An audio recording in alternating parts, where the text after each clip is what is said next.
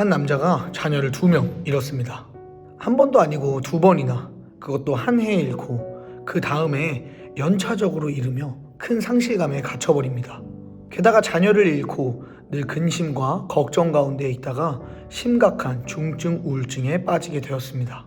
그렇게 그는 약 3년 동안을 그 슬픔에서 헤어나오지 못하고 아무것도 하지 않으며 그저 멍하니 시간을 보내게 됩니다. 그러던 어느 날 그의 집에 조카가 찾아옵니다. 조카는 조립식 배를 만드는 장난감을 가지고 와 그에게 조립해달라고 부탁했습니다. 자신의 자녀들을 보는 것 같은 기분에 조카의 부탁을 들어주기로 하고 배를 만들기 시작했습니다. 그렇게 집중해서 배를 만들기 시작했고, 그가 배를 다 만들고 시계를 보니 어느새 4시간이 훌쩍 지나가 있었습니다. 마치 시간이 삭제되는 것 같은 경험을 하며 그는 3년 동안 치유되지 않았던 슬픔의 감정을 잊고 다른 긍정적인 감정을 마음속에 품게 되었습니다. 여기서 무언가 힌트를 얻었던 그는 할 일을 찾기 시작합니다. 그의 눈에 3년 동안 방치해두었던 집안일들이 들어왔습니다. 그래서 집안 구석구석을 둘러보며 치워야 될 것, 수리할 것들을 찾아냈습니다. 그렇게 해서 약 250개의 수리하고 치워야 할 것들을 찾아냅니다. 그리고 약 2년에 걸쳐 그는 이것들을 직접 다 손수 수리합니다. 그리고 그 2년간 그는 내면이 치유가 되는 놀라운 일을 경험합니다. 이 이야기를 통해 우리가 알 수 있는 것은 우울증을 겪고 있는 많은 사람들의 문제는 사실 날 우울감에 빠지게 했던 상황이었던 것이 아니라 우울감에서 벗어나지 못하게 하는 무기력함이었다는 것입니다. 현대심리학에서는 이러한 치유 과정을 몰입이라는 단어로 정리합니다.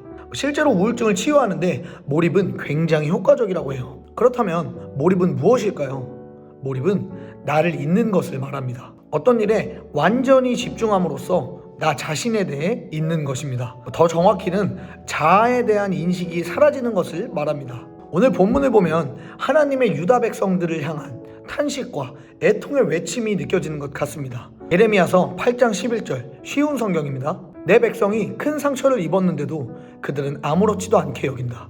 평화가 없는데도 평화, 평화 하고 말한다. 아멘.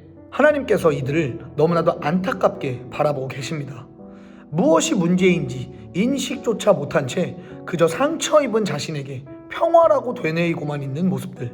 그런데 여러분도 그렇지는 않으신가요? 그저 머리로 알고 있는 지식으로 평화를 외치기만 하며 실상은 문제와 어려움 앞에 헤어나오지 못하고 있지는 않으신가요? 오늘 그러한 우리에게 몰입이 필요합니다. 그리고 몰입은 어디에 하느냐가 굉장히 중요합니다. 우리가 게임에 몰입했다고 해서 큰 만족감을 느끼진 않습니다. 인스타그램에, 유튜브에 몰입했다고 행복해지지 않습니다. 오히려 나의 삶에 대한 회의감만 들 뿐이죠. 그렇게 우리는 어디에 몰입할지가 매우 중요합니다. 우리가 몰입해야 할 것은 무엇일까요?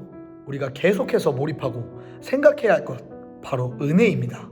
여러분의 삶에 문제가 생길 때, 고민이 있을 때 하나님의 은혜 속으로 몰입하는 것입니다. 지금의 나의 어려움과 상처, 문제와 고민은 생각한다고 해서 사실 해결되어지지는 않습니다. 결국 내가 움직여야 문제나 고민은 해결되어집니다. 그런데 상처가 있다면 움직이기는 쉽지 않죠.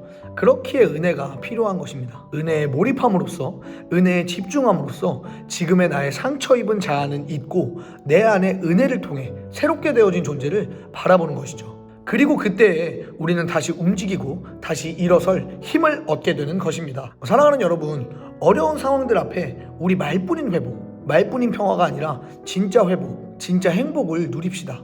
은혜에 몰입함으로써 진짜 평안을 누립시다. 세상의 기준과 여러분들의 고민이 여러분을 정의하지 않습니다. 여러분들을 정의하는 것은 오직 말씀임을 기억하시기 바랍니다. 그리고 그 말씀 앞에 은혜에 몰입하며 말뿐인 평안이 아닌 진짜 평안, 하나님의 샬롬을 누리는 우리 박진균한테 되시기를 축복합니다. 끝!